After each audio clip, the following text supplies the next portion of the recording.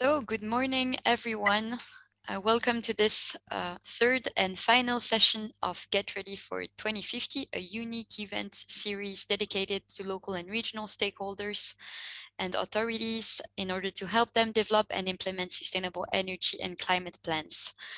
So today we will speak about financing, something that is very, very important to you. We have seen that in session 1 and 2, lack of funding, lack of financing is always one of the reasons you're struggling, a barrier. So we will address that today. This event is co-organized by the C-Track 50 and PentaHelix project, also the Covenant of Mayors Europe, and we have other great guests with us today, some interesting EU projects in the field. We have eFix project, we have Prospect Plus, we have Decide, and of course, you will hear about some C-Track 50 case studies as well. So now, without further delay, I want to introduce Adrien Michel. We're very pleased to have him with us. So Adrien Michel is policy officer in the energy efficiency finance team at DGNR. And so he pleased us to be here to do the welcome address. So Adrien, you have the floor. Many thanks, Melissa, and good morning, everybody. So in short, let me first of all briefly remind you the main features of the renovation wave, which you probably know by heart by now. But in any case, you know that the building sector is one of the largest energy consumers in Europe, and it's responsible for more than 1/3 of emissions across Europe. And we know that we need effective actions, indeed, to make Europe climate neutral, as we know that in the current situation, only 1% of buildings are renovated in an energy efficient way each year, and that more than 3/4 of the building stock is still energy inefficient.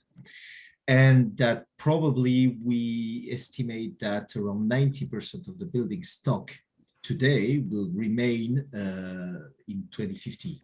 So there is a need to accelerate action, and this is why the Commission presented its communication on the 14th of October 2020, last year, on the renovation wave strategy. The Commission aims to at least double renovation rates, in the next 10 years, and also make sure that renovations lead to higher energy and resources efficiency, and that means also increasing the depth of renovation. And this is important not only for greenhouse gas reduction purposes. This also will, we believe, include the quality of life for people living and using the buildings, of course. And this is part of the overarching Fit for 55 package. So, as you know, as you understand in the title, with the increased ambition to reduce the greenhouse gas emission by 55% by 2030 as compared to 1990. In terms of big figures, we expect that the renovation wave will help us achieving 35 million buildings renovations. So that's quite a lot. And we expect as well up to 160,000 job creation in the construction sector. So it's a very ambitious setup. And for this, we need an enabling regulatory framework, for which we are proposing right now the revision of different directives, among which the first of all is the revision of the Energy Efficiency Directive, which plays, of course, a very important role in the development and implementation of EU energy and climate policies. Let me name you a few of the main features of the Energy Efficiency Directive as revised. We aim to close the gap between the current energy efficiency targets set at 32.5% to around between 36 and 39%. One of them is to make use of the energy savings obligation schemes and increase the savings rate at least 0.8% per year. this is a very important feature, but it has to be accompanied by other way with other measures, which, for example, would strengthen the exemplary role of the public sector, extend the renovation obligations and energy efficiency requirements for public procurement, for example, to all public building administrations. And we would like to strengthen also the role of technical assistance, which has proved to be extremely useful in the past. And I would like to mention briefly the ELENA Facility, which has led to a leverage effect of at least 35. So that means for every euro spent, you would attract 35 euros worth of investment. So that's quite a lot, and this is made possible because of the EIB and the Commission going along the creation of dedicated one-stop shops. Another applicable solution is to modulate public support according to the energy and carbon content of the solutions within a subsidized sector, for example.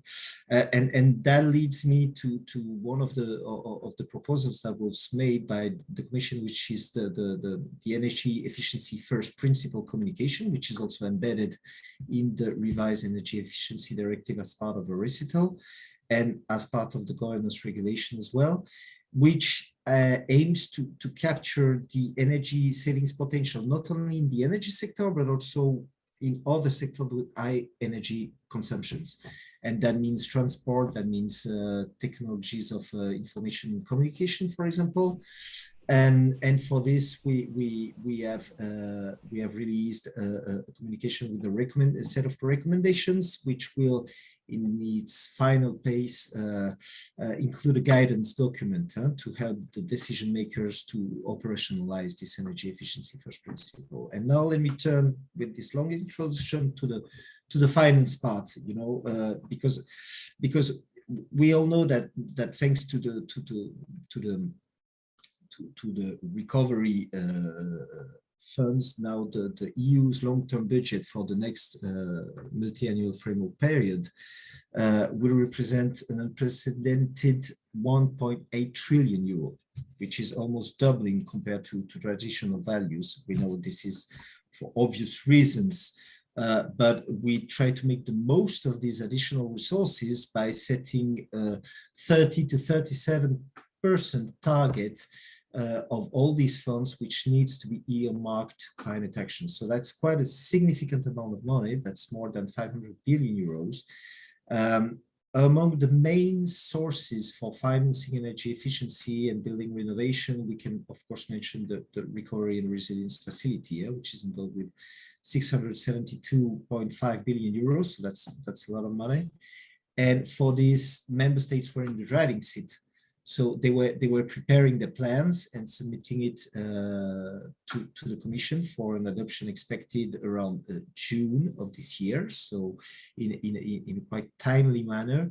And we have seen in the numerous plans that we have received already that there is a very strong component for building renovation in most of them. That's a very good counter-cyclical approach, energy building renovation, as it supports the creation of jobs, of course, and it can provide early benefits to the economy as a whole. However, we all know that the financing needs are extremely greater than what we can support. We estimate that around 350 billion per year are needed in the energy sector to catch up with our energy targets and greenhouse gas reduction targets. So what we would need to do in addition is to keep on providing project development assistance, financing schemes, which combine technical assistance, loans and grants, and have a greater potential as this to ensure contributions from the private finance area to a much larger extent. As regards the local communities, let me name you a few of the areas, the priority areas that we have identified within the renovation wave. So increasing the capacity of local stakeholders to implement renovation projects, first of all, from technical assistance but with a specific focus on training and skills development for workers, and this can be given through the use of cohesion funds, for example. The integration, and this is a very relevant point, of new materials, nature-based solutions, material reuse, recycling platform, and enhancement of the circular economy as a whole. And this will be triggered also with the help of the revision of the legislation of construction products.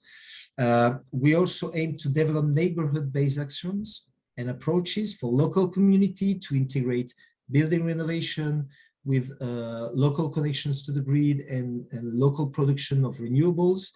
And finally, I will also mention the Affordable Housing Initiative for 100 districts across Europe to reach in the shortest term full decarbonization at district level. Many thanks for your attention, and happy to answer any kind of question later on. Thank you very much, Adrien, for this great introduction. Lots of opportunities already there or coming from EU funding about buildings, but not only. So please, as Adrien said, you will be able to answer his questions in a few minutes after a few presentations that we have. So use this opportunity. Ask your question in the chat or in Slido. You have normally received the code GRF2050, so please don't hesitate to ask any question you have. This is a great opportunity to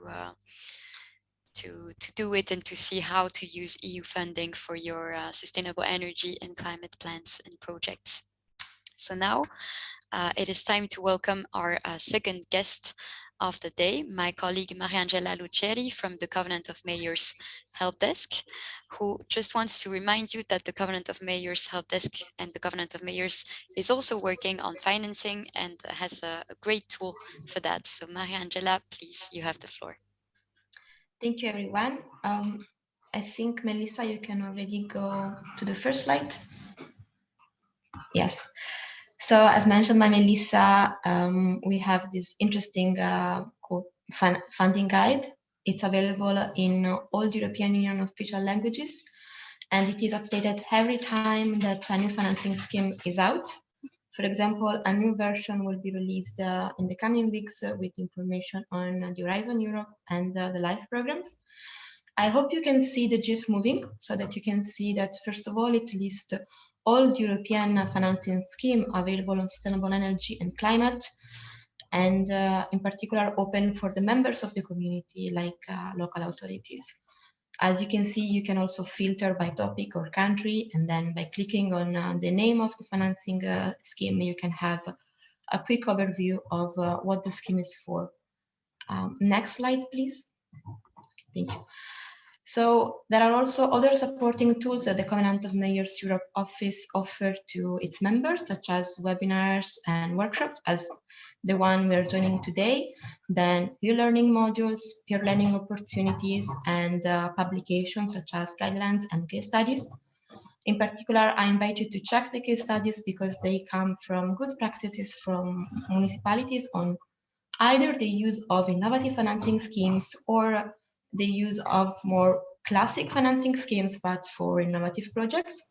All the information is, of course, available on the website and on the dedicated platform, my Covenant. Next slide, please. So that's actually it for my side. I just want to remind you that the Covenant of Mayors Europe entered its new path, and we are now committed to support the community in reaching climate neutrality by 2050. While ensuring a just transition for all the citizens, leaving no one behind. Our focus is now shifted from an European standard average target for greenhouse gases emissions reduction, you may have heard the 55%, to a more locally based target, in particular country-based target. So join us, and of course, if you have any questions, don't hesitate to reach out. Thank you. Thank you, Mariangela, for this nice reminder. And yes, as I said, the Covenant of Mayors is one of the co-organizers of this event. And if you would like to know more about the initiative, Mariangela presented it in the first session, so you are able to to review this session on our websites. Now we are moving to the project presentations that we've planned for you, and we start with a case study from the C-Track 50 project with Denis Premec.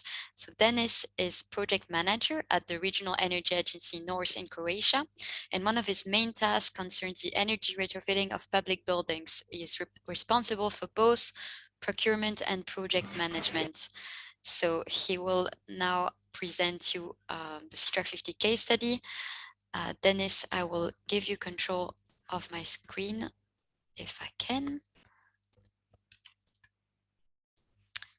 If you can turn on your webcam, and now you have control and you have the.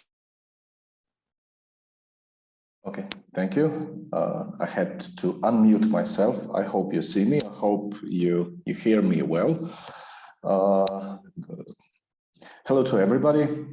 I will try to show you in next 7 minutes something about the public procurement of innovation, and more concretely, one segment, one stage of the public procurement of innovation called the market engagement in public procurement of innovation, based on the example of the energy retrofit, of the energy renovation of the kindergarten Loptica in Croatia.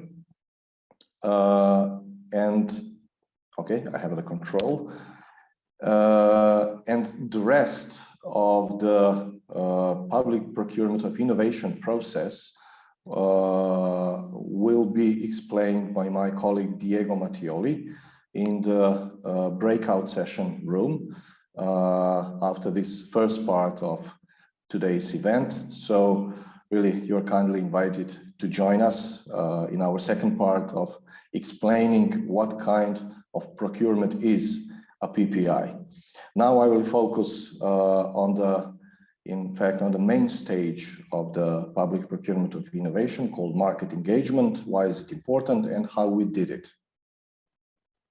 So every process of public procurement of innovation begins with genuine unmet need. So you have to define your genuine unmet need in a concise way and without too much technical specifications. This is the picture of a 35-year-old kindergarten in our city, in Croatia, in Koprivnica. And there was a need to generally renovate the kindergarten.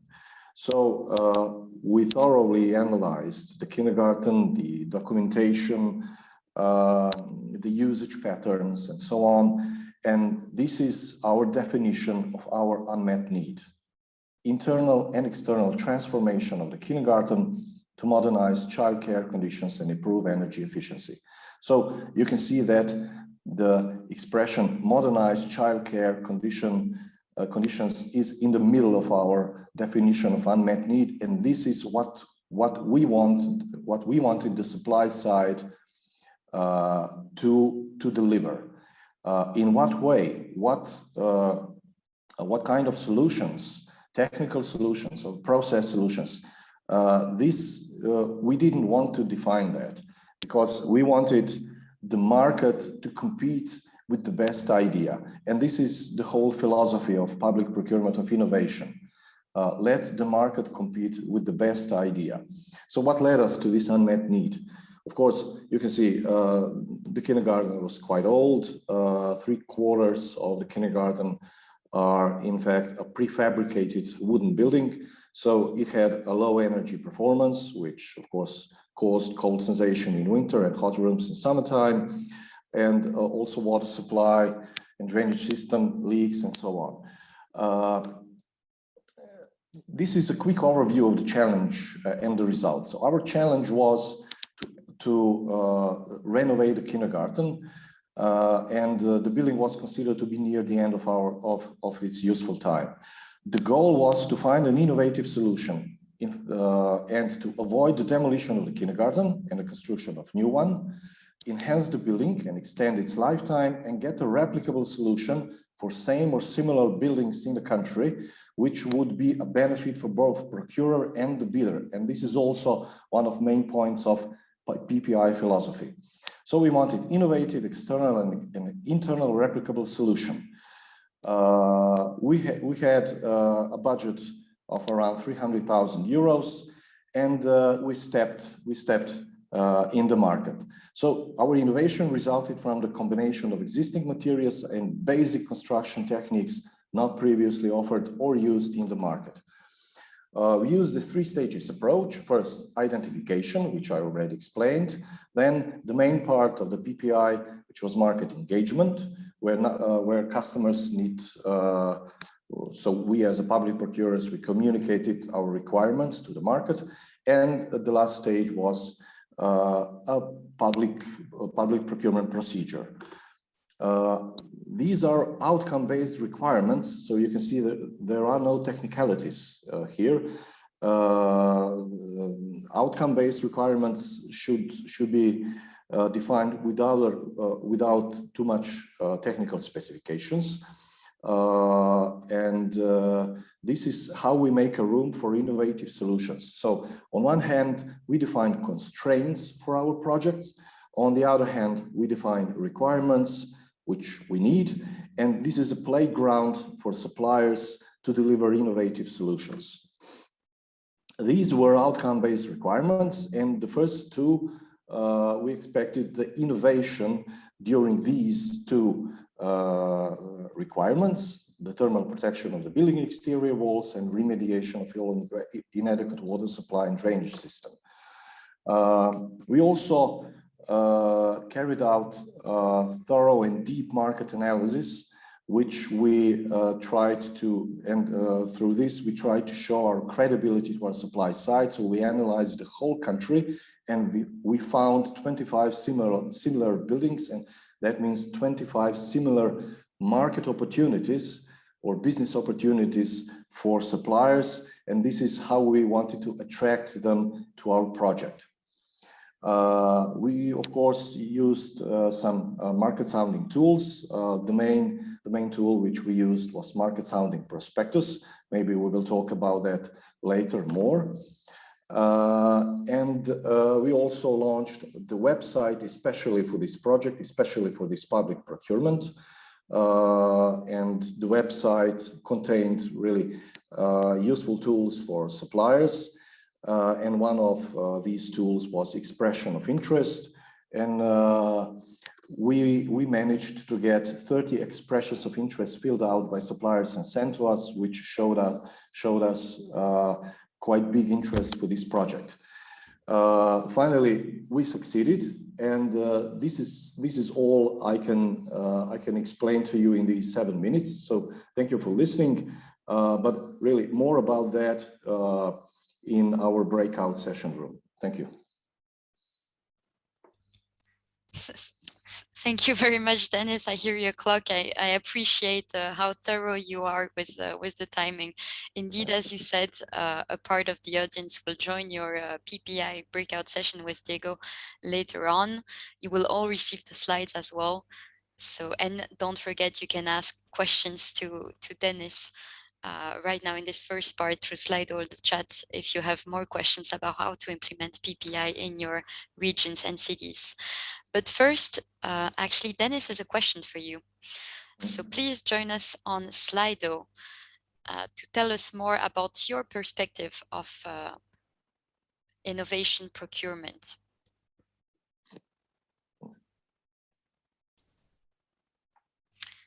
So according to you, is it a procurement that includes the R&D process to develop a completely new technological solution for the client? Is it a procurement? Oh, it's moving. It's harder to read when it's moving. Is it a search for a new kind of solution based on a combination of already known solutions? Is it an improvement of regularly offered solution? Or is it a relatively new launch product or service that we're talking about with public procurement of innovation? Okay, I see people are starting to join us on Slido. according to you, Dennis, what is going to be the main answer? Is it already this one, a search for a new kind of solution? Well, there is no wrong answer here. But I would say it is obviously that people who are answering, they obviously have some basic knowledge about the PPI. It is really, mainly it's a search for a new kind of solution. And this is based on already known solutions. And this is what we done in our project. So our project, our main solution was in fact the combination of already known building construction techniques, but combined in a completely new way, which has not been seen previously in the market. But also all other answers are correct. Of course, the hardest is to achieve or to motivate the supply side to step into the research and development process.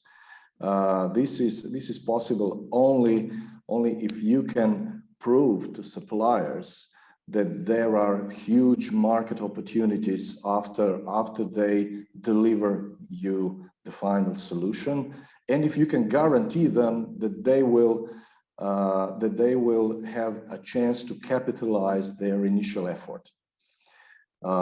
So these answers are really quite good, but also you can also procure a relatively new launched product or service. So you don't have to innovate anything in your project.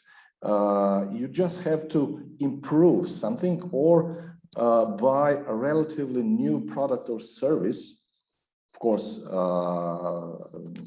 an innovative one, which is not yet, which has not yet been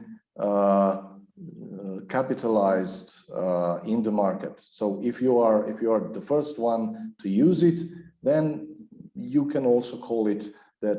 Then you can also say that you carried out the public procurement of innovation. Okay, thank you very much, Dennis, for these precisions. And I think with that, you convinced the audience that it's mostly a search for a new kind of solution.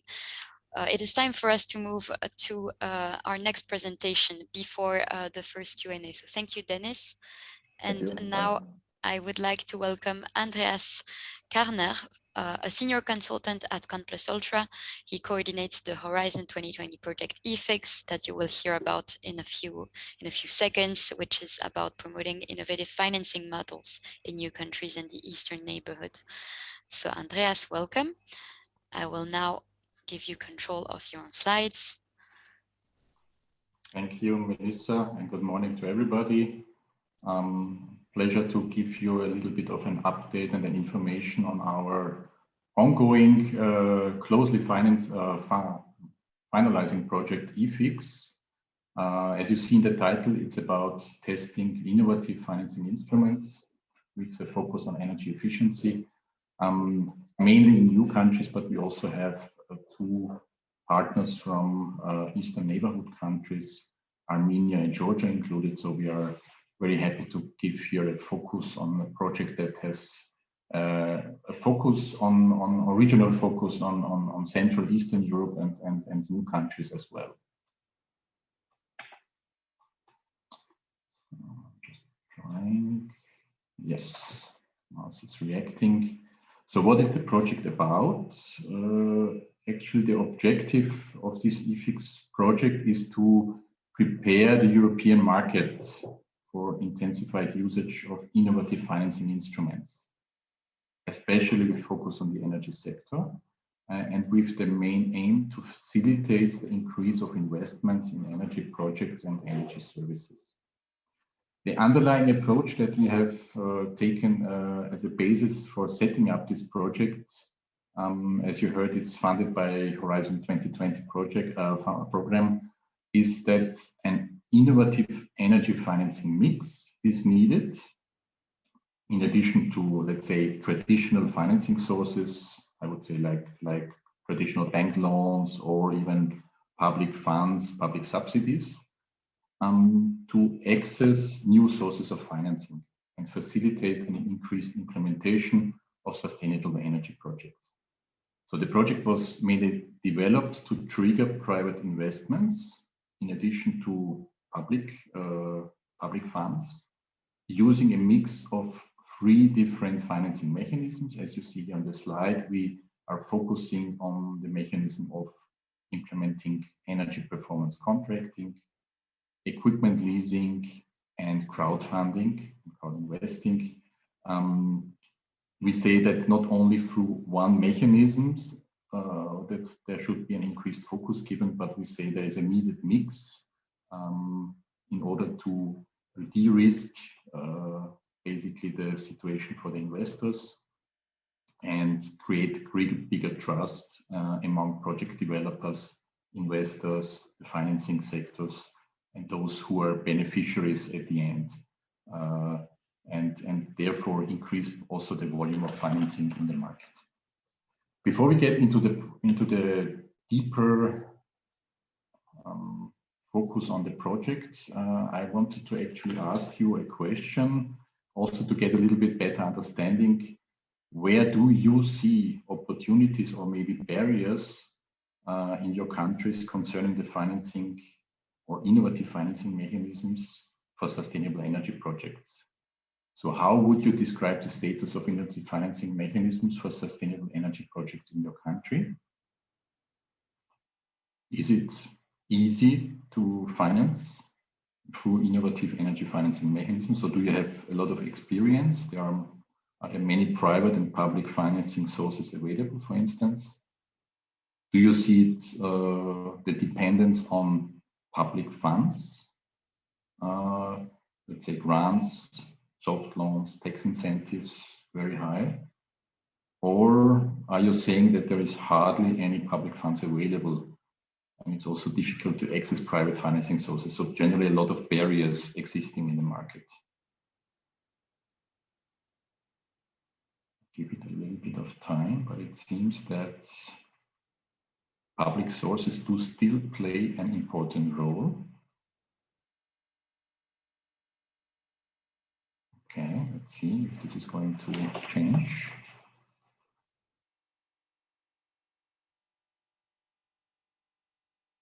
Okay, thank you very much. So this is already quite a good indication of what is going on in the market. We'll come to that maybe also later on, and of course then also in the breakout session to talk a little bit about the situation and about maybe the barriers and challenges that are also driving this situation in your countries. Yeah, EFIX, the project is basically moving along 3 directions. So what we want to create in the project is basically 3 elements: is transferring knowledge. We have partners from 6 countries. This is Austria, Czech Republic, Croatia, Poland, and then these 2 countries from the neighborhood, Georgia and Armenia. All with very specific conditions and with specific situations, not only in regard to the policy framework, but also in regard to the market situation. So we see that there is a big need to build capacities and therefore to increase competences between different market actors, being it either from the financing side or being it from the more technical side, the implementing or equipment suppliers or technology suppliers. And the program basically that was initiated through EFIX was setting up a kind of ambassador training and capacity building program for innovative financing and energy projects. And in the first step, rolling this out through pilot financing campaigns. So testing new innovative financing mechanisms and disseminating them within the countries and throughout the relevant sectors. So what we see here as a main aspect of the project, and where we also think that this has a high priority when setting up and developing innovative financing instruments, is stakeholder engagement. So the project has been able to establish a network of more than 100 ambassadors, so being representatives from different sectors, from the public sector, from the private sector, from financing sectors, from agencies, beneficiaries, vendors, and so on. And we are helping them basically to implement their pilot financing campaigns by offering free of charge capacity building, trainings, technical assessments, technical assistance in the project setup, and finally also involving them in developing follow-up programs that we call national energy action plans, financing action plans, and setting up competence centers for energy efficiency financing. You will find more on the information on our platform, energyfinancing.eu. Just to give a little bit of insight, since our session that we will also then follow afterwards with also focusing on community financing. Well, one of these community financing models definitely relevant and interesting, we have been able to test it in the project is crowdfunding. There's unfortunately not much time to explain the crowdfunding models, but just to give you a little bit of insight that there are basically two directions. The one model which is directed towards, let's say, donation and reward-based schemes where the non-financial return is the main focus, opposite to the crowd investing aspect, which basically involves investors and lenders that are seeking also for some kind of financial benefit.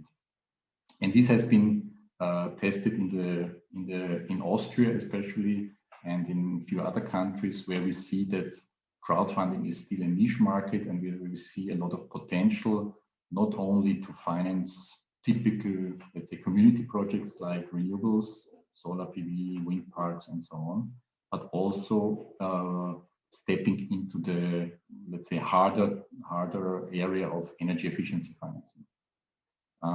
So we see that in Austria, the conditions are, in terms of legal framework, are quite good.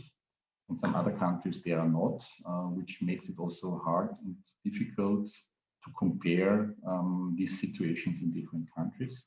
And that's why crowdfunding is being seen as an additional instrument, as an instrument that would also be suitable to mix it with other, like for instance, bank lending.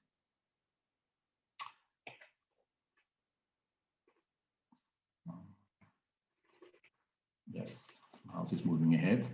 In frame of the Austrian activities, a new crowdfunding platform has been launched, crowd17.at. This is a dedicated platform that especially looks on the promotion of energy efficient renewable energy projects. And with the help of the project, there has been basically a criteria list being developed that would also then look especially in the assessment and the appraisal of these projects that will be published through this platform in helping the promoters to have a project that is sound and that would also create sufficient impact in terms of energy savings, renewable energy production, CO2 impacts, and so on. As a final short summary of our experience in this project, we have several lessons learned so far, especially in the case of Austria. We see that municipalities, when we talk about the public sector, can usually rely on a variety of traditional financing sources. So on the one hand, they are depending on revenue streams from regional national governments. On the other hand, they have access to cheap funds, which makes it a little bit difficult for crowdfunding schemes to benefit, especially when we talk about crowd investing schemes where, let's say, the investment aspect is in the focus. Then this is usually considered a very expensive financing, and then only shares of the total investment are going to be financed in this case with the crowd. And for instance, majority would still come from public funds or a usual bank loan. So selling the crowdfunding model has the condition of specific needs and market needs, and especially considers also a specific setting of blending different financing instruments.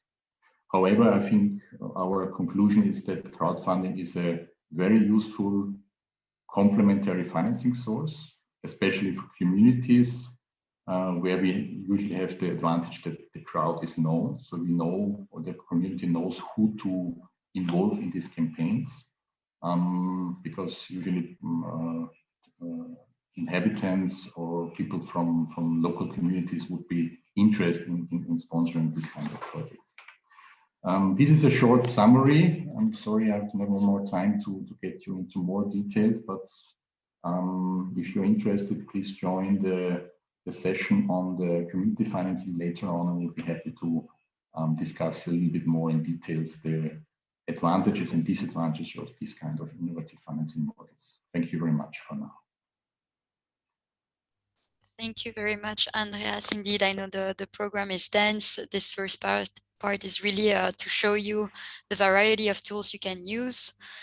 And indeed, some of you will get the chance to ask more questions in the breakout sessions. But for now, Andreas, you can leave your webcam on, and I will ask our other speakers who have already presented to turn it on as well, because we have a first quick Q&A. And I see we already have several questions, so that is great. As I said, I think it's a great opportunity. You have many experts here with us on different levels who can help you implement this. So we will start with questions for Adrien Michel, because he actually has to leave very soon, as I just saw. So Adrien, you can turn on your webcam, and I already see a question for you. I think when you mentioned the Recovery and Resilience Facility, people are wondering if regional energy agencies could have an active role in the management of these funds. Okay, that's a good question, but let me remind you that this is, again, the recovery plans are managed directly by member states. So that means that they decide where and how much to allocate to each one of their priorities. It doesn't mean that they would simply avoid the involvement of regional agencies. We have seen this in some of the plans, which I can't communicate still until the adoption, as you may understand. But it is true that the local leeway is essential, and is essential in several ways, not necessarily in the setup of dedicated financial instruments, but rather in the support of technical assistance and project development assistance as well. I have briefly mentioned the ELENA Facility, for which there is the opportunity now under the next InvestEU for member states to set up national ELENAs, and we expect a few front-runner member states to make use of this option. And in this case, ELENA is working at a very local level. Maybe some of you have benefited from the facility already. And so it can be foreseen that in case that there is a national ELENA window to be set up in your member state, there will be further involvement at the local level. But at this stage, I cannot guarantee this, because again, and to conclude, these are the member states in the driving seat. So maybe energy agencies can try to activate their connections at the national level to have an active role. Indeed, and we have some forums available for this at national level, but with usually a great involvement of regional agencies. These are the sustainable energy investment forums, which we offer to organize upon request in dedicated member states, and for which again regional energy agencies are well represented. Great. Thank you very much, Adrien, for this answer and for being here today. I understand Adrien has to run to another meeting, but yeah, we already had some useful information from you, so thank you. Now I see Andrea's presentation has been, has led to several questions. We don't have so much time, so I'm sorry I will have to select, but I see people would like to hear a crowdfunding model example or best case, if you could shortly explain one. Sure, I can make it short and cover basically all three questions. Crowdfunding model, short example, community financing of street lighting improvement, for instance. Yeah, so they are changing basically the street lights to LED technology, investment of about 300,000 euros, and they say about 10 or 20% they want to at least be financed with support from the crowd, which is not much. This is, let's say, 30, 40, 50,000 euros. Setting up the campaign, involving the community, presenting the project, launching the campaign. This would be a typical setup of a project where you say the local benefit is there and part of it is going to be financed with the crowd and the rest is coming from other sources. This is a typical project. Another project could be, for instance, building renovation. We have looked, for instance, on a private school that has improved their heating system, that has put on a PV solar system, that has put on a green roof, with a lot of, let's say, benefits on the energy consumption, and of course, increasing the renewable energy production, where 20% of an investment of about 1.2 million is coming from the crowd. Again, a complex preparation in terms of setting up a campaign and launching it online, but basically very effective in benefiting for the community. When is the project finishing? Unfortunately, our project is up to finish by end of June, so we are already extended, and due to Corona, this has also a little bit delayed our pilots and projects. So some of these projects which I mentioned now are quite up about in the implementation phase, and unfortunately no way to extend it, but definitely to enlarge it and to replicate in other situations, whatever you are also then proposing, and maybe we can discuss this then later on in the breakout session. For which kind of public authority the solutions are easiest to implement? I would say, well, municipalities, yes. The difference between, let's say, small municipalities and larger cities is maybe the availability of, well, the capacity, not only to finance, but also the capacity to organize and to implement projects. And in this sense, I think organizing financing campaigns is only one part of the one of the project. So you definitely need to have some technical capacities which have been implemented also through the technical assistance of this project. But usually this would be another strand of TA being required, and therefore I would say larger cities or larger municipalities will have it easier. Thank you very much, Andreas, for this information. We can see that, well, it seems almost easy to use innovative financing mechanisms when we listen to you. So that's great. Now, keeping in mind the time, I have to move on to the next round of presentations. I hope you're still with us. I know it's a lot. So, but I think it's worth it. We now have a kind of all-female panel, so I'm happy to see that. And we will start with Lisa Sentimenti from Modena. So she is a senior project manager of EU projects dealing with sustainable energy, sustainable mobility, and transition thinking. And she will tell us more about the Stepping Plus project. So Lisa, I will now give you control of your presentation. If you can, I don't see you, so if you can turn on your webcam, and you have the floor. Thanks, Melissa. Good morning, everyone. First of all, the question I would like to ask you before my presentation is concerning energy performance contracts and the level you actually know about its implementation in your region. So we are asking you, how easy do you think is the EPC energy performance contract implementation, especially in relation to public buildings in your region? 1 means very hard, while 5 means very easy. So let's see what will be the answers provided from the audience.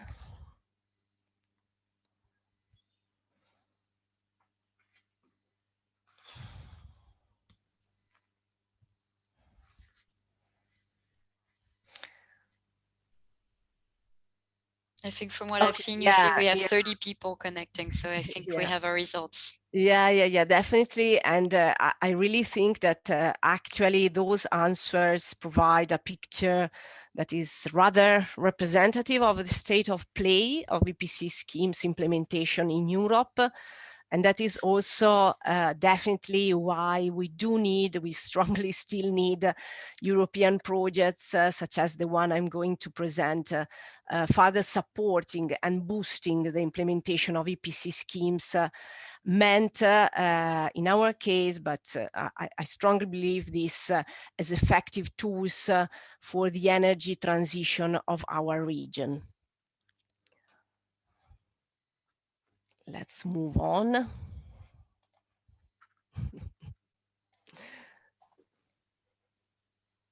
All right, let's see. Okay, so here we are with our project. The Stepping Plus project is led by the Piedmont region in Italy, and this indeed with EPC schemes implementation and spreading out, especially in the Mediterranean region. It is a capitalization project building upon the successful results of the former Stepping project carried out from 2016 to 2019. 2 major products from the Stepping project will be transferred to the new so-called receiver partners. I'm talking about the EPC MED guidelines and the EPC simulation tools.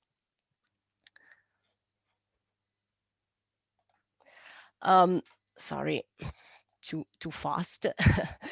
Within the former Stepping project, the main outcomes reached by the 9 partners from the 8 MED countries have been 16 investment plans, the involvement of 170 local authorities, also deeply engaged in capacity building and training events, and above all, the delivery of 4 main relevant EPC tenders successfully awarded throughout the project.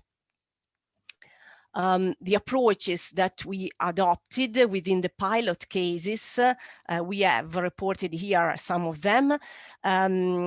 Those cases and those approaches widely varied, even within the same country, ranging, for example, from public-private partnerships to energy service contracts, and including also innovative ways of EPC schemes facilitation, such as, for example, the creation in the French case of public ESCOs. The energy saving, which I believe is the ultimate goal of such financial tools in our concerned pool of buildings reached through the awarded EPC schemes, was in our case significant and rather impressive, since it ranged from 30 to 50%. So the performance was actually very good and really significant. Through the Stepping project, the main lesson learned, we aim also at transferring to the new Stepping Plus project are in short 6. The first one is that EPC can be a solution for deep renovation of public buildings, but there is no standard model to be just replicated in every context, and therefore a case-by-case approach should be followed. Second, it was also stressed and highlighted by Adrian in the first presentation. Technical assistance is and the EPC facilitators like Energy Agency, for example, for public authorities especially, are definitely crucial ingredients for successful and smoother, I would say, EPC schemes process. So it is definitely a key element.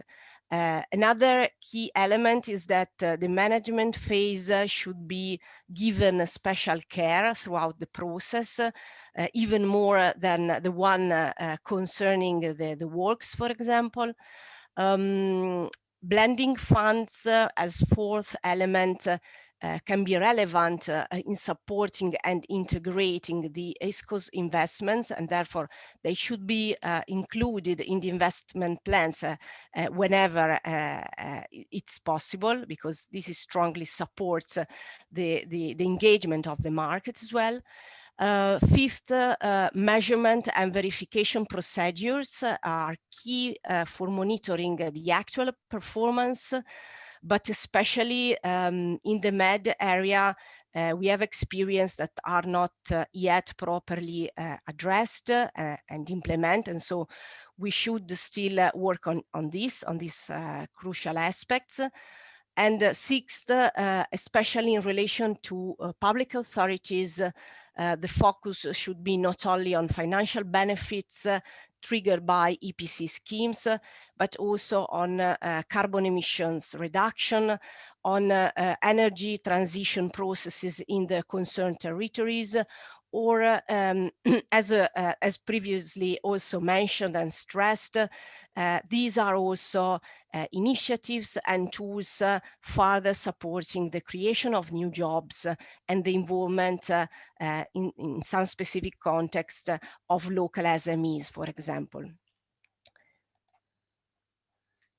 What we will definitely transfer from our previous project to the new one is that first, despite the difference from region to region, the process and procedures leading to an effective EPC are rather clear, and the EPC MED guidelines that we have developed contain and do provide useful tips for mistakes to be avoided, or here some enabling factors letting the process to be smoother and to be more successful are also reported. Secondly, within the stepping project, there was a tangible added value, since innovative ways to solve specific common issues to the several European regions were shared, and the replication in further context was deep analyzed. In some cases, was a replication was implemented. So transnational added value of cooperational projects is always an interesting element for solving also common issues related to EPC schemes. Third, as already mentioned, Europe, within especially the Renovation Wave initiative launched by the European Commission, calls for an urgent uptake of EPC schemes, and therefore we strongly must be committed in a greater adoption of these financial tools by an increasing number of public authorities. The aim in terms of outcomes of the Stepping Plus project is fully in line with such a commitment, by using the aggregation and bundling approach, either concerning municipalities or buildings, will let us to reach the following results. nearly 60 public buildings will be refurbished by the end of the project. At least 13 municipalities will be involved. Nearly 10 million euros will be triggered in terms of investments on the construction sector. 3 new EPC investment programs and 3 new EPC action plans, including regional stakeholders engagement, as well as engagement and involvement of market operators will be delivered by the end of the project. So these are basically the strong results we are working for, and we expect to reach by the end of the project next year. This is basically all. Of course, the 7 minutes don't allow for deep analysis and deep sharing, but here you can find our main contact details. I'm of course available for any question, so feel free, and thanks for listening. Thanks a lot, Lisa. I think despite the short timing, this was already a great summary of what you have done, what you're planning until the end of the project. And as you said, of course, participants can still ask you questions in the chat, because I haven't seen any questions in the chat. So don't forget, it's there if you don't know how to use Slido, and in Slido. Now let's move on to another EU project, actually Federen and I'm involved in. In the framework of C-Track 50, we were able to go through an interesting ELENA application from our colleagues from Riga. And this is Liena Krumina, who will tell you more about it. She's a representative of AC Consultacias, a consulting company with almost 10 years experience in the preparation and implementation of EU co-finance project and development planning on urban, regional and national level. So Liena, now I will give you control of your presentation. If you can turn on your webcam, you have the floor. Thank you. Thank you, Melissa. It is really good morning, everyone. It's my pleasure and honor to be part of this series, and thank you for the provided opportunity. As Melissa mentioned, I am representing a consulting company that was outsourced by Riga Planning Region, and Riga Planning Region is a state institution supervised by Ministry of Environmental Protection and Regional Development of Republic in Latvia. Riga Planning Region ensures regional development planning and coordination and cooperation between municipalities and other public administration institutions, as well as promotes implementation of mobility projects defined in various development documents on national, regional, and local level.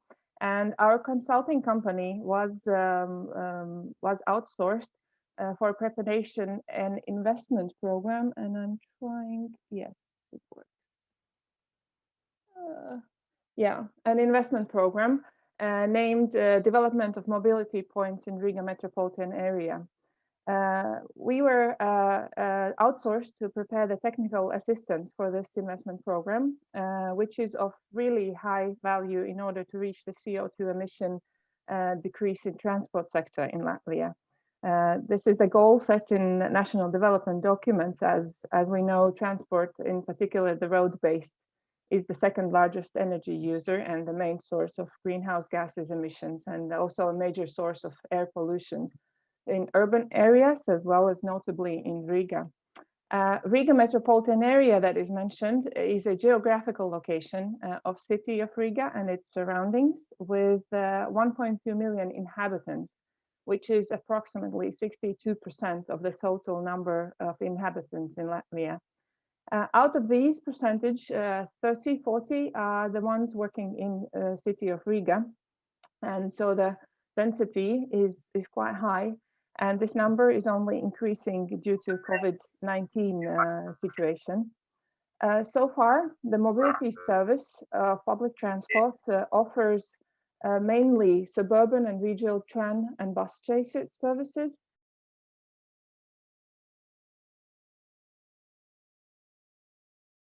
I was muted, and I hope you can hear me now. We can hear you. Okay, thank you.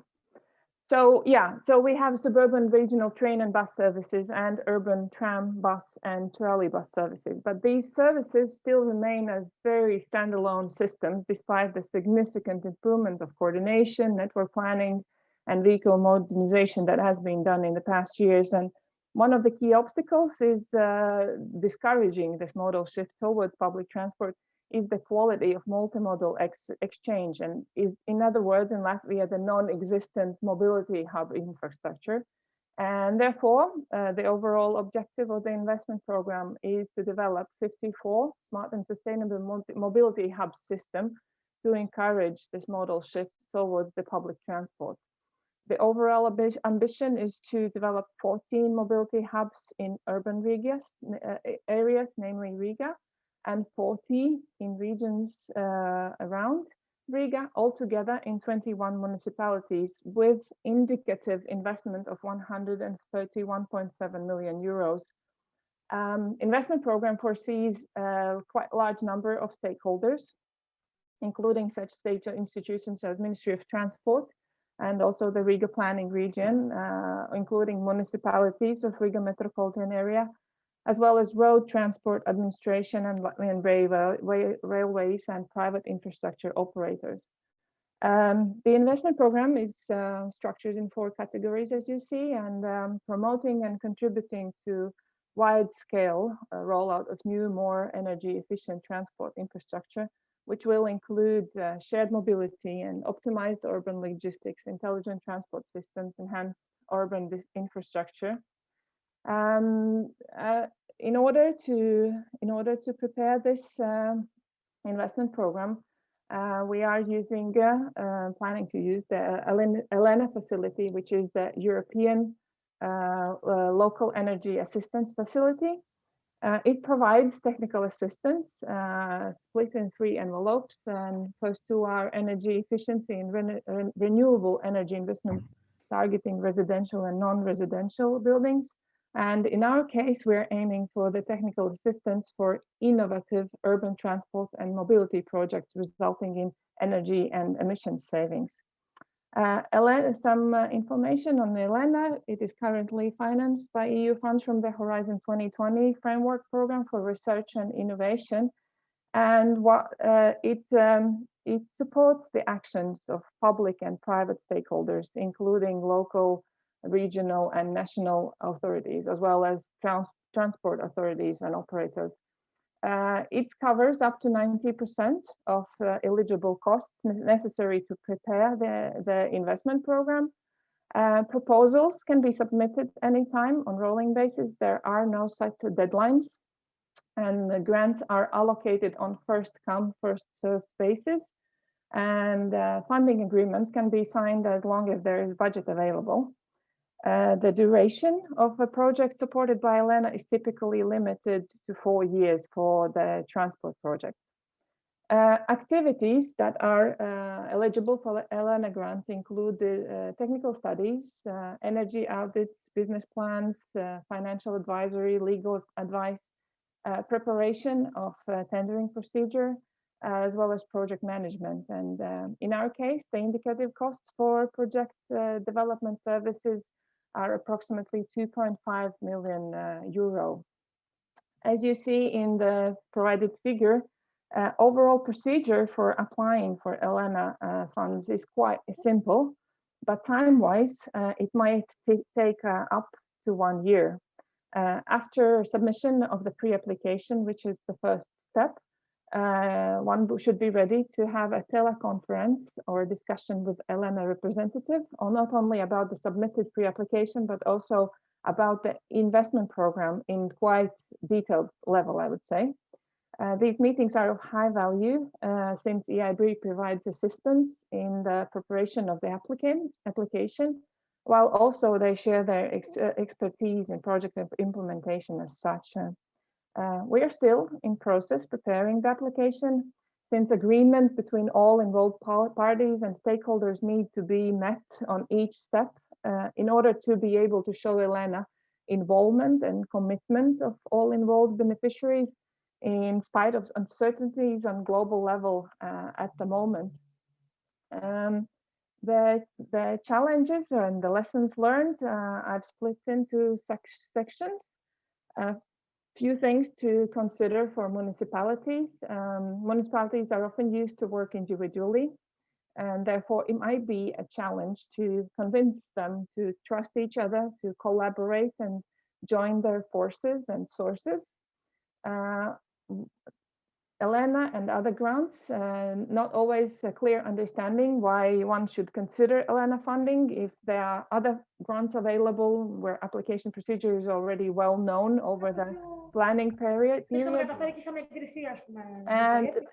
maybe the state budget is provided already for the municipalities, so why should consider ELENA? And then, of course, it's important to evaluate whether there are enough human and time resources to prepare quality application, or it's maybe useful to consider outsourcing, taking into account the time. And for the technical part of the application preparation as such, as I already mentioned, a clear and detailed concept on the investment program is necessary. It might take up to 1 year, and what is very important to know that in case of multi-stakeholder involvement, 80% time is work with the stakeholders, and only 20% takes the practical application preparation. And very challenging, but it's not only for us, but for everyone, the global situation. It is time of uncertainty and of some possibilities here and there. But ELENA is looking for stability. So it is important to show the commitment and involvement of all the beneficiaries in order for them to see that you are ready and committed to the investment program in order to get the funds for the technical assistance. This is it for the presentation. Thank you for your attention and questions, and sometime later in the Q&A time. Thank you for your attention. Thank you. Thank you, Liena. Indeed, as you said, you have prepared a slide of questions, so we will go through it right now before moving to the last presentation of this first part. So join the quiz, because Liena actually wanted to see who listened to her actively. So you have to type your name in the chat, and then the question will appear.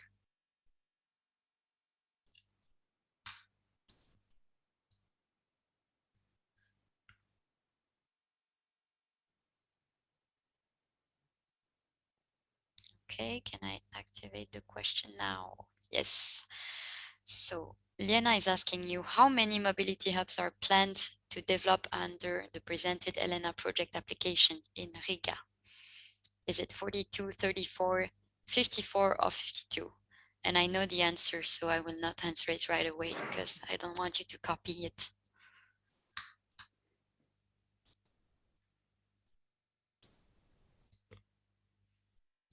Already 15 people joining. Okay, I will stop the question soon because we are running late.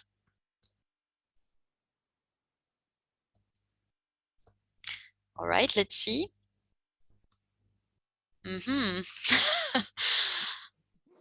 Well, it was a difficult one, to excuse our participants, but okay, 33% of you are correct and 33% of you and the others are incorrect. The correct answer was 54. However, you will be able to go through the slides again later on, and yeah, I'm sure Liena won't be mad at you for not remembering this number. Not at all. Thank you, Liena. Thank you. Thank you. Now let's move on to our last presentation. And oh, congratulations to Natalie. You were the first one to answer with the correct answer. So yeah, now let's move on to Sylvia, who is Officer in Sustainable Resources, Climate and Resilience in the ICLEI Brussels office. She's been working in community energy related projects for a few years now, focusing notably on the social aspect. So you will see that finance is not only numbers, but there is also a social aspect, especially when we deal with energy communities, how she will explain now. So Sylvia, I will give you control of your presentation and you have the floor for 7 minutes.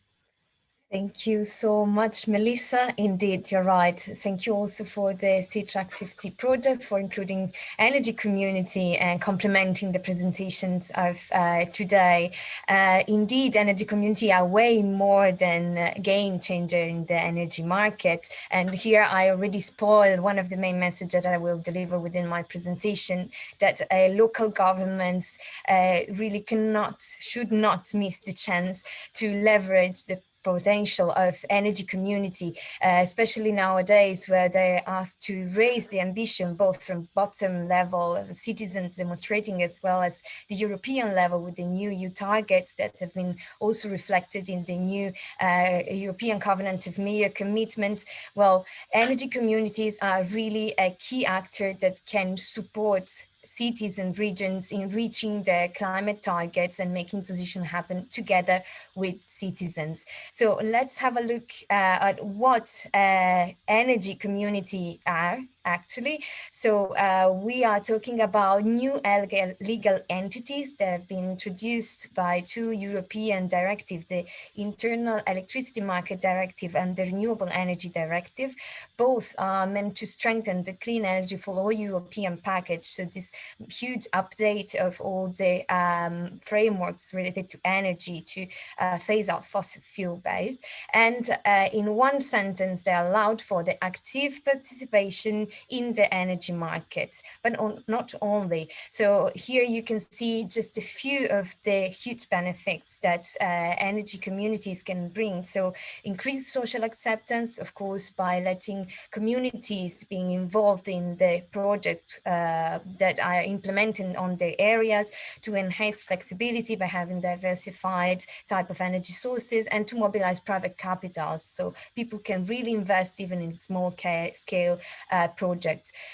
In concrete, we are talking about two different kind of energy communities. There are the citizens' energy community that have been introduced by the Internal Electricity Market Directive. So those are just about electricity with no limits in terms of sources. That can also be not renewable one. And the REC, renewable energy communities, that in this case are more overarching energy in general, not just electricity, but with the requirement of having renewable sources at its base. Despite differences, both of them has a common primary purpose, that is to provide environmental, economic and social community benefits for members of the local area. So even just by this simple sentence, you can understand how energy communities are way more than a simple market actor.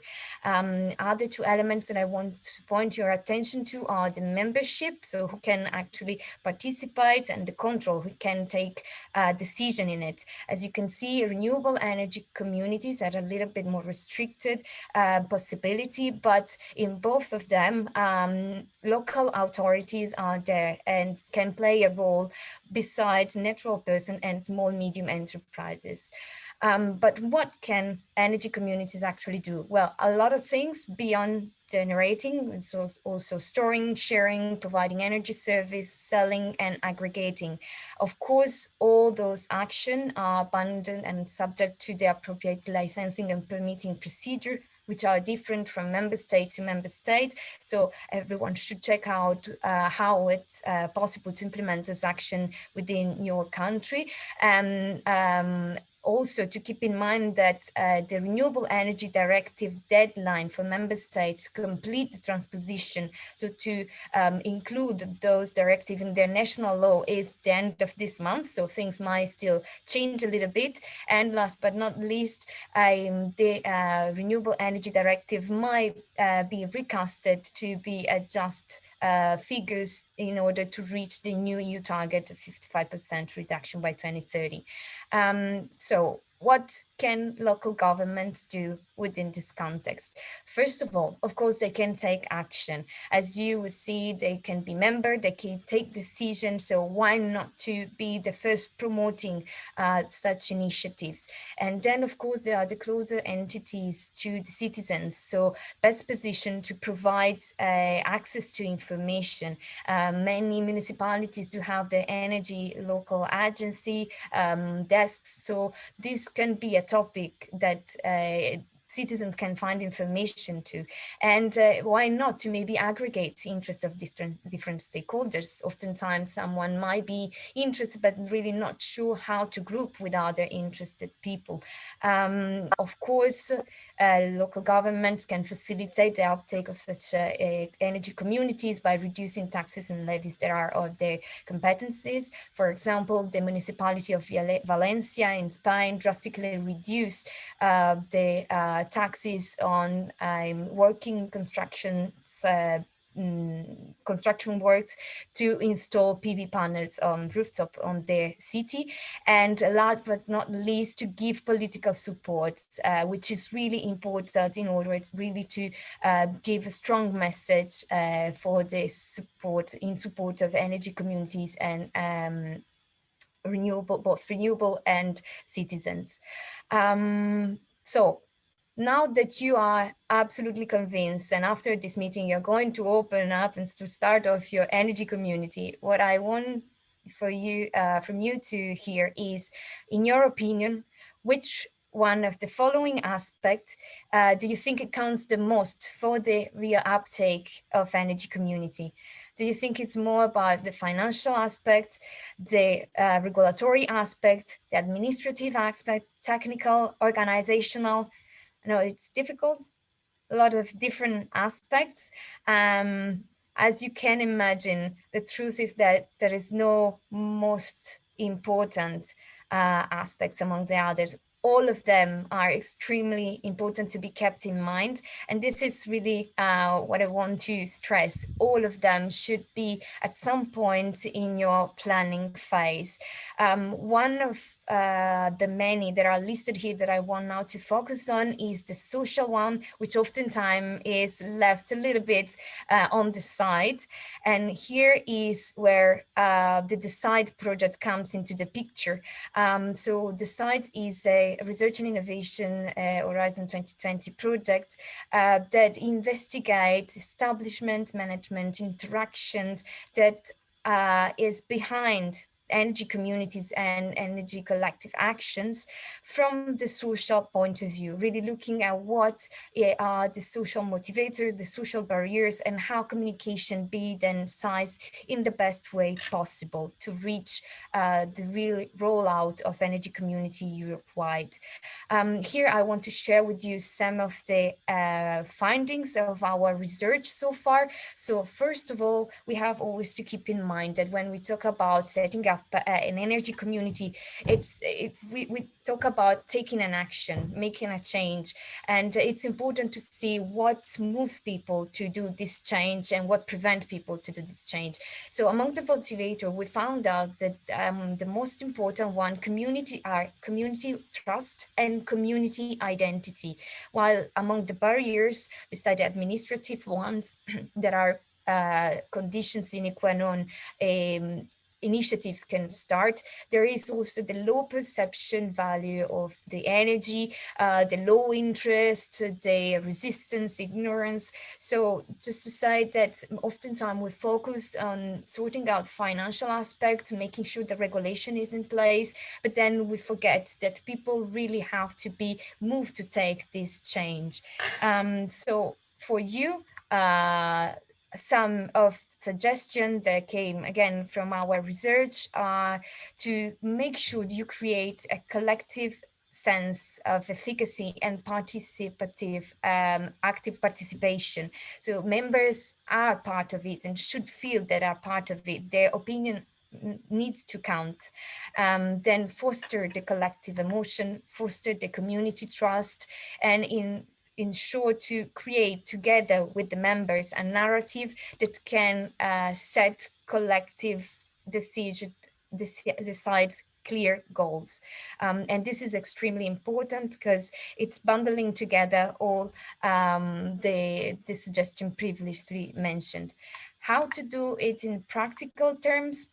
well, first of all, to keep in mind that there is no size-fits-all approach. We need really to tailor the communication based on the segment of the stakeholder that we are addressing to. Of course, to make this happen, we have to understand our stakeholders. So take time to ask what are, in concrete terms, the barrier, and not just assume that you know that just because the stakeholder are maybe known to you already. Then, as mentioned, trust is a key fundamental piece and motivator. So make sure the communication is clear, goals are set in a clear way, as well as the methodology to reach them.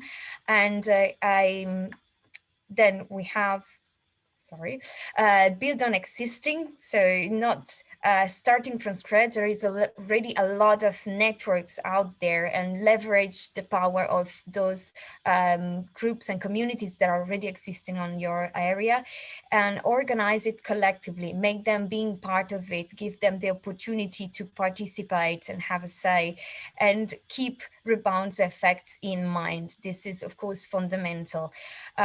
If I triggered your interest and you want to learn more about this, I warmly invite you to check out our website. There you will see the link to the Knowledge Hub, where all the research produced are collected. But the Knowledge Hub is also a place where we are trying to link all the knowledge produced around energy communities, and not just the one produced by the project.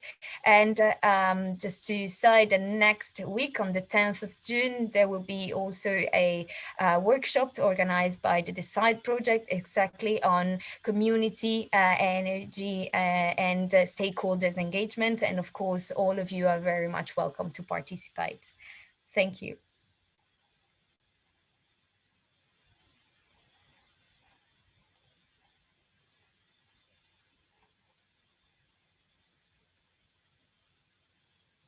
Very sorry, I wasn't able to retrieve control of my own screen. Thank you, Sylvia, for this nice presentation.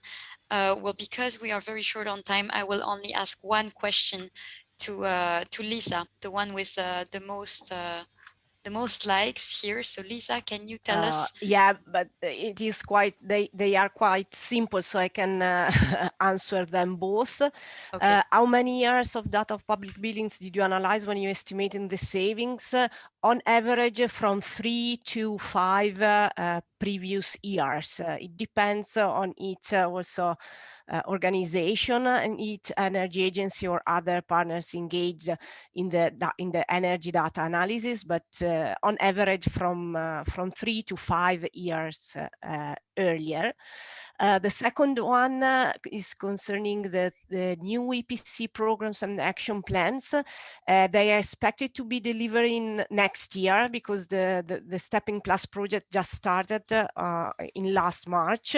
So we have a 16-month time frame, and so they are expected to be delivered next spring, so definitely 2022. And yeah, what are the criteria or prerequisites? The criteria for municipalities to be involved? Well, in this case, we had in some cases associated partners from the beginning of the proposal stage, such in our case we do have the wider metropolitan area of Bologna. In some other case, partners made a public call for selecting them. So those were the criteria for engaging them. Thank you, Lisa, for being so efficient. And I'm sorry for the three of you, but all the case studies will be presented in the second part of the event. So I hope you're not mad that we have to stop the Q&A now to allow for a short break for everyone, because I think this was a very intense planning, very interesting. But I'm sure our participants need a small break. Recording again. So thank you very much for being here after, I hope, interesting discussions in the breakout sessions. We are running late, but not so much. So I think we can still wrap up in a few minutes. Just asking now all facilitators to summarize what happened in your group. Let's start with the PPI breakout session. Yanis and Diego, if you want in 3 minutes to let us know what happened in your group. Well, I'll be very short, less than 3 minutes. So we didn't have many participants. So we had a couple of questions from Natalie, which we answered, and I also prepared some questions for Diego. So some challenging questions. I think he managed to answer them all correctly. So I don't know. Our conclusion could be yes, public procurement of innovation is quite unknown process, not only regionally but also throughout the European Union, and this is why this topics needs to be explained with more time and with less hurry, if I may say so. 7 minutes, yes, 7 minutes are 7-minute presentation is okay if you want to just raise this thing up. But well, you had 45 minutes now, so yes, of course. But sometimes 7 minutes are enough to raise the interest, the initial interest. I hope next time will be better and we will have more participants.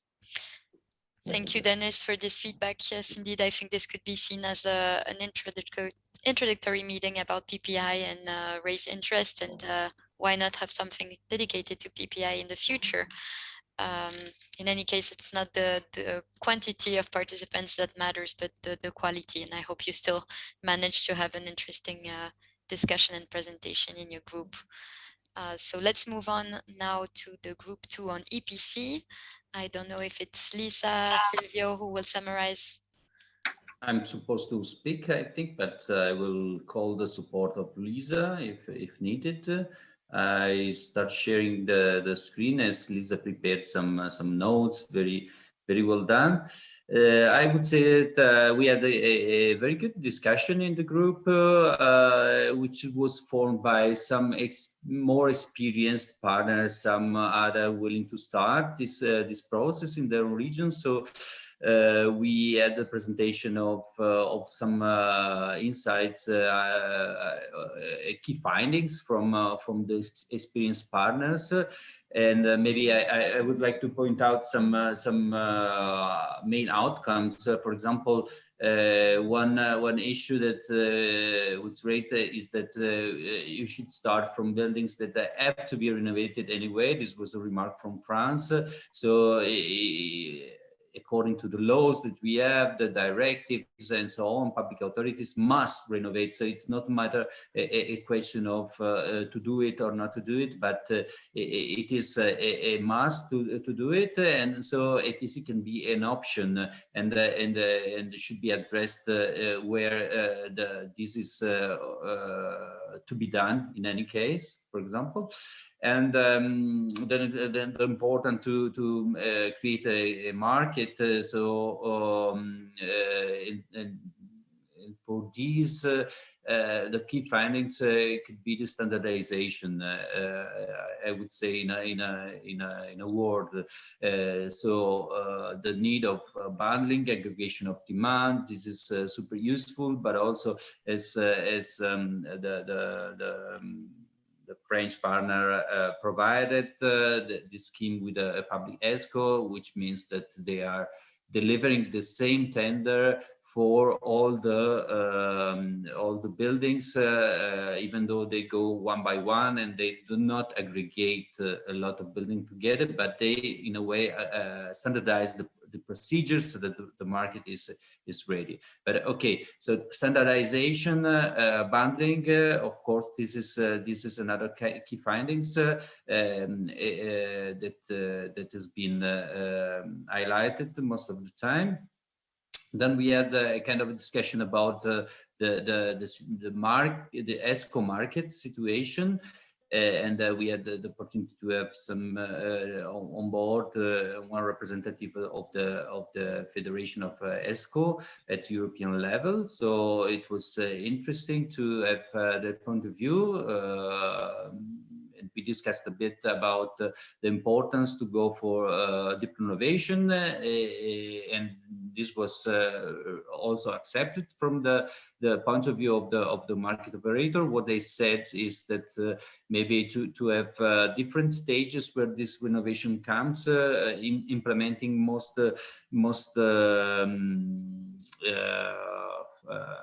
easy measures, let's say at the beginning, and then to go with the harder measures. But the overall deep innovation concept must be taken together, and this can also be done making some aggregation in the supply side. I mean, with the companies more willing to work on the service side with SMEs that want to implement the works. So maybe we can also put together this and create good chains in the market.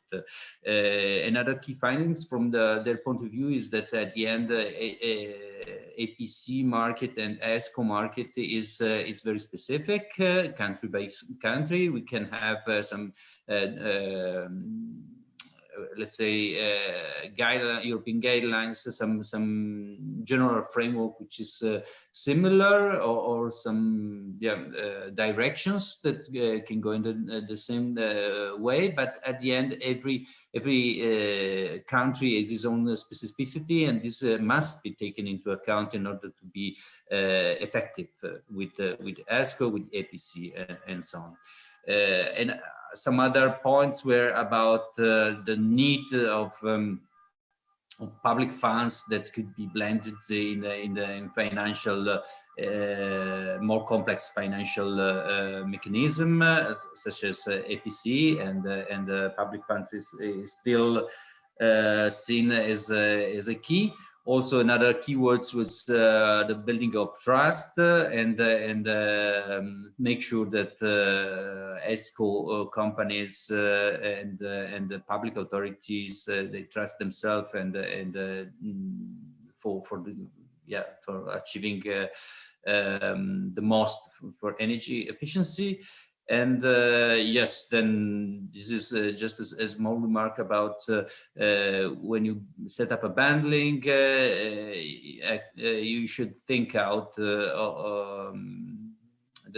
you have to balance as much as possible the public and the private interest. So you have to decide how much you have to push the private market to go in let's say in your direction if you are a public authority, and so it's a way to find a good equilibrium inside the investment.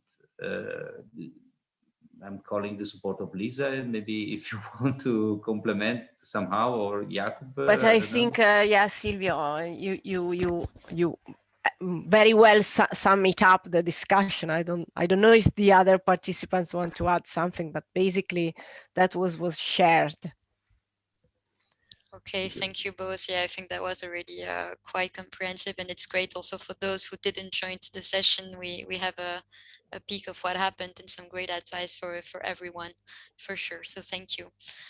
Now I want to hear from Aya and maybe Reinhard. It's also my occasion to welcome and thank Reinhard for joining. So Reinhard Six is a representative from the European Investment Bank who has a lot of experience on ELENA. So it was great to have him with us to also give the point of view of the institution. But Aya, please go ahead. Well, actually, our participant had so many questions to Reinhard that we spent most of our breakout session asking and receiving very nice and clear answers to the questions. And that's why I also would like to thank you, Reinhard Sicht, for this, let's say, as private consultation about all the one-to-one. Yes, one-to-one and clear questions. But in the end, really, almost in a few minutes, we had also some small discussion about what is the challenges and what could be the solutions to motivate municipalities to apply for ELENA funding. And I would like to say that yes, our participants agree that for large municipalities it is much easier to apply for ELENA. Meanwhile, for smaller ones or completely small ones, it's not possible because it's in many aspects it's beyond their competence to apply or to create this ELENA project proposal. So that's why there is needed someone, let's say, neutral or supportive organization who could actually be the one who gather municipalities, who creates, who gives the support, or also even creates this application for the municipalities and work with them. Yeah, so basically that was the main discussion, because yeah, as I said, we spend a lot of time receiving good answers to our unclear questions. You have a next breakout session already planned, Aya. You can use again your plan, but I guess it was for sure useful in any case. Reinhard, do you want to say something else? No, I was very pleased that I could participate, and also, I mean, the questions show that the colleagues were quite had already a more in-depth look into the ELENA facility and the conditions. And I mean, this was an occasion to really answer directly the questions. I mean, in general, we are available, the ELENA team, my colleagues also. So if you have questions, do not hesitate to contact us. Email is elena@eib.org. So this, I really would invite you to ask the questions and more upfront than at the end, because our aim is to support the applicants in the way that the project which they will eventually then present for approval will work out and will deliver. And I think that's our common goal with the applicants. That's why I think is important to come to us and to present your ideas, and we are ready to respond to you. That's great to hear. I'm sure it will motivate some in the crowd to do so. And finally, we had a last group on citizen finance with Silvia and Andreas. So how did it go in your group? Yes, let me just start with a few words from my side. Yeah, we talked a little bit about prevailing barriers, and you see here on the screen that, well, the chart looks very complex. We had a lot of inputs from participants on their views on what they think are the most prevailing challenges when setting up community finance projects. We ended up discussing quite a lot about legal and regulatory barriers, especially in setting up energy communities. There was the topic of complexity of projects and setting up structures mentioned by a few participants. We were talking a little bit about financial barriers, especially in achieving financing resources, making it quite flexible also for the projects. And a few social barriers in terms of mobilization, communication. So you see that the chart and the landscape of barriers is still one of the prevailing issues when talking about community financing. But however, in the second round, we discussed, or we actually asked the question, what kind of examples do participants know, and especially what kind of specific financing models are available or prevailing. But apart from the ones presented already in the short 7-minute presence on crowdfunding, crowdlending, energy communities, there were some things added by participants, for instance, green bonds. An example from Moldova was presented, which also allowed municipalities, for instance, to set up green bonds. Yeah, we talked a little bit about what are examples there. So we see that still a lot of the projects are coming from the sector of renewable energies. So setting up typical, let's say, small scale projects on windmills, PV systems, green roofs. This is still a typical setting of projects. However, we would also like to stress that there is a lot of opportunities for energy efficiency in public infrastructure, in buildings, and many more. So this discussion was still an open one and could have been probably continued for more. And in the final round, however, this was quite strictly interrupted by the timeline. So unfortunately, we were not able to discuss a lot. But maybe Silvia, you want to say a few words? Yes, I did the discussion on the models that participants were aware of took most of the time, which is good because the board that you see before was really empty before the start of the breakout session. So we just asked participants whether they were aware of any mean to engage community, and one of the ones that were mentioned that will allow also to reply to one of the questions that were coming over after my presentation is involve opinion creator.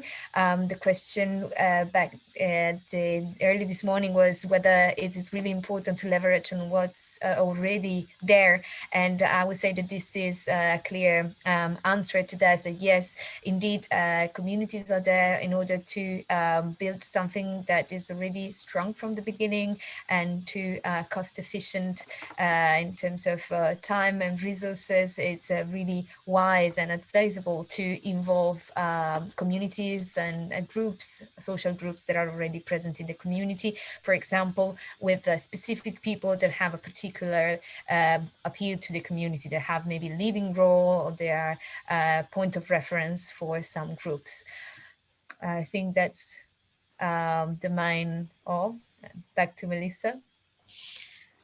Perfect. Thank you very much to both of you, and well, to everyone. We are a few minutes late, so I won't be long for the conclusion. I just want to tell you, yes, I know it's a bit of a challenging program. We want to show you all the great stuff that is happening in all the countries, all the regions, in different tools, but I'm still very glad we managed to gather all of you here. If you would like to know more about the different projects and the case studies presented, you will receive the slides by email if you registered so today or tomorrow, very soon, together with a short survey from the Covenant of Mayors. So I would be very glad to have your feedback on how these events turned out for you, if you enjoyed it, if you have some comments to improve it. And of course, I want to thank all of you again.